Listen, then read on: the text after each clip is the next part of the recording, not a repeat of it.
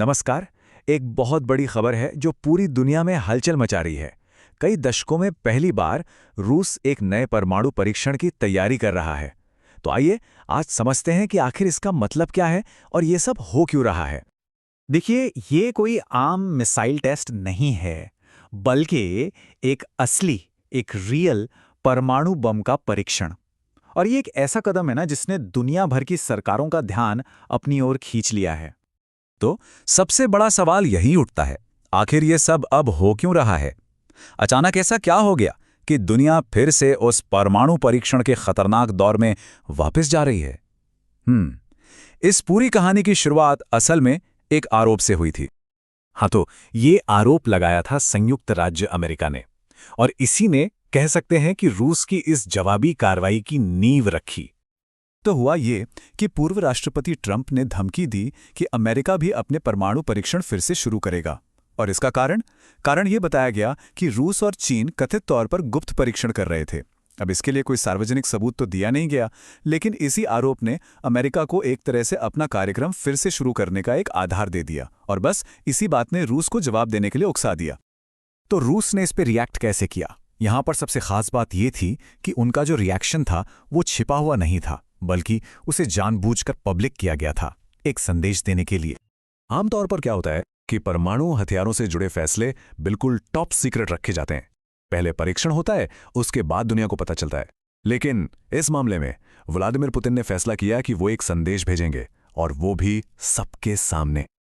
और ये राष्ट्रपति पुतिन के सीधे सीधे आदेश थे जो उन्होंने अपने मंत्रियों को दिए। इन शब्दों का वजन सोचिए कितना बड़ा है, क्योंकि ये दुनिया को एक बहुत ही खतरनाक रास्ते पर ले जाने का इशारा था। अब एक बात समझना यहाँ बहुत जरूरी है कि यहाँ किस तरह के परीक्षणों की बात हो रही है, क्योंकि जो अमेरिका कह रहा है और जो रूस कह रहा है उसमें जमीन आसमान का फर्क है। देखिए, अमेरिका का प्रस्ताव है गैर विस्फोटक परीक्षणों का, यानी बस ये जांचने के लिए कि उनके जो पुराने हथियार हैं वो अब भी काम कर रहे हैं या नहीं। सिंपल। लेकिन रूस की जो धमकी है वो है एक पूर्ण स्तरीय यानी फुल स्केल परीक्षण की, जिसका मतलब एक असली परमाणु धमाका। ये जो फुल स्केल शब्द है ना, ये सुनने में जितना गंभीर लगता है असल में उतना ही गंभीर है।